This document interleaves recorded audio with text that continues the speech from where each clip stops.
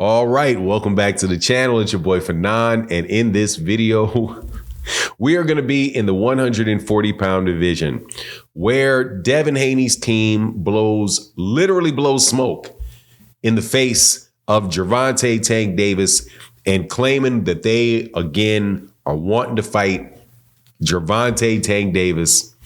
It is almost perfect timing for this because this is what happens every time Devin Haney has a fight with somebody else. But Bill Haney was comical when he did it, and I think it's most definitely worth talking about. So let's talk about that crazy scenario in this video.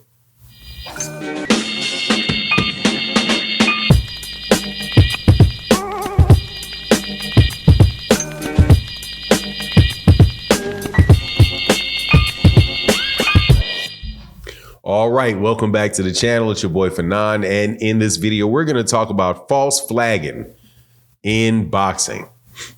And it is a trend that is just very, very, very consistent. Putting people's names in your mouth that you really don't have an intention on fighting, or you know you're not fighting anytime soon, to help you sell a fight. And that is what Devin Haney's team is guilty of once again, as it relates to the cash cow, the cash cow of boxing right about now, Gervonta Tank Davis. But it was done in hilarious fashion. However, let's talk about it and this trend, because he's not the only person doing it.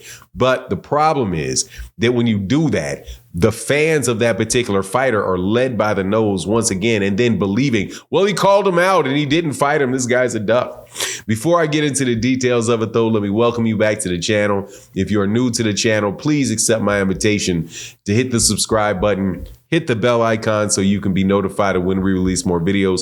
And if you're a longtime subscriber and supporter of the channel, thank you so much for your continued support. It's a huge difference. David Williams, thank you so much for the very, very big support for sponsoring the channel in the live stream that we did yesterday. You are super appreciated, as is everybody else. Shout out to my guy Soda Black, Underrated Truth, Kamal Oz, John Boy, and everybody else through the year that has really been a big support to the channel. Can't tell you how much I appreciate you. But let's get into this, okay? The false flagging, man, the false flagging. What is false flagging? False flagging is when you claiming you one thing, but you're not, right? So like I'm in a fraternity. And so what we would call and it would get into people in a lot of trouble, is if you can go buy a shirt in a store, right? And a hat in a store, and it can have the logo. It could have the logo and the name and everything, and you look just like everybody else that's walking around at a party. But cats will be like, ask you a couple questions, realize very quickly that you're not who you say you are. You're not what you say you are. And then you will wind up having to really run away from a beating out of the door as fast as you can. And you also see that in more like, street type of stuff too, with gangs, and you get the whole point. But the whole deal is, dude, that basically you're pretending to be something that you're not. And the people that are that can see it, and eventually you're going to run into something. Now, what is the false flagging here? The false flagging is this talk from Devin Haney and Bill Haney that they are trying to fight Gervonta Davis.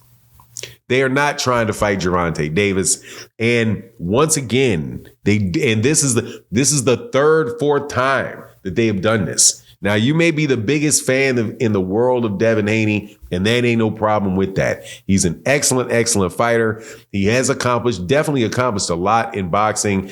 And if you are a fan of his, you have to be happy with the progression of his career. You have to be. However, that doesn't mean that he ain't doing a lot of false flagging, because he is. When his father took to the internet, right? I believe this is on Instagram. And on Instagram, he rolls up, he's smoking on a BLUNT, right? A rolled up cigar with something in it. Now, I'm going to assume that there was really something in it, because what he was saying is acting like there was really something in it. Because he says, hey, man, we smoking on Tank. We smoking on Tank. Smoking on Tank. So what does that mean? We getting to whoop up on Tank. Now, this is not the first time that he has done this, right? Now, clearly a reference to we going to beat up Tank. We're going to get Tank. Tank is a target. Okay.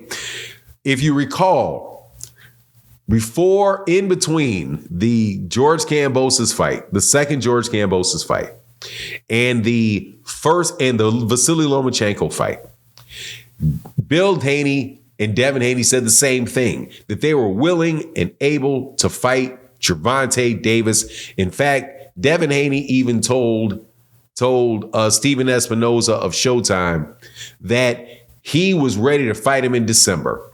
Steven Espinoza responded to him like, hey, man, your promoter may have something to say about that.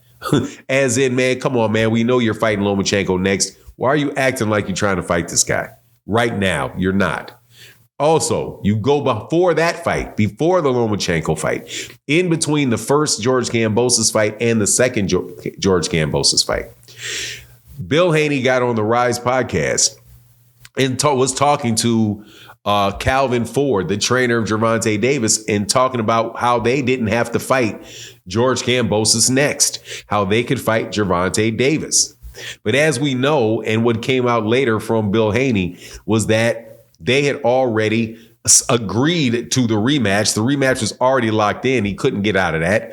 And they had also knew that they had a third fight with, and that was Lomachenko. And you know that that's the case because he said that they tried to get a fourth for Shakur and a fourth, but they said no. So how would you know a fourth was for Shakur if you didn't know the third was for Lomachenko? So it's just excellent promotion from Bill Haney to keep the attention of Devin Haney's name in the media and his name connected with Gervonta Davis. But there's no real intention to go out of their way to try to fight the guy, which is why he's more than likely not even going to go back to 135. Devin Haney says he'll go back down to 135. I'll believe it when I see it, that he will go back down to 135 pounds, as big as he looks at 140. If he's able to beat Regis Prograis, he's going to stay at 140 pounds. He's not about to drop his 140-pound belt and go back down there in a situation where he very well still may have to run into Shakur Stevenson Shakur Stevenson at 135, especially if he was at 140, comes back down weakened. Nah, man, I think that there's a significant chance that that's not going to happen. So maybe after he stays with Regis Prograis at 140, all the Tank stuff will stop. Because in my opinion, the truth of the matter is that the fight at 135, the really big, the fight where it's the best two guys at 135 is Shakur Stevenson and Gervonta Davis. Unfortunately for Devin, it's not him. Or fortunately for Devin, it's not him, because Devin very well could get in there and get knocked out by Tank, because he really doesn't have, I don't think he's as skilled and as polished as Shakur Stevenson is. And he doesn't have that missile, definitely not at 135 pounds, for Gervonta Davis. And Gervonta Davis is most definitely going to be able to connect with him. And if he does, it's more than likely lights out. But anyway, that's my take on that matter. Please let me know what you think in the comment section. And with that, I'm out.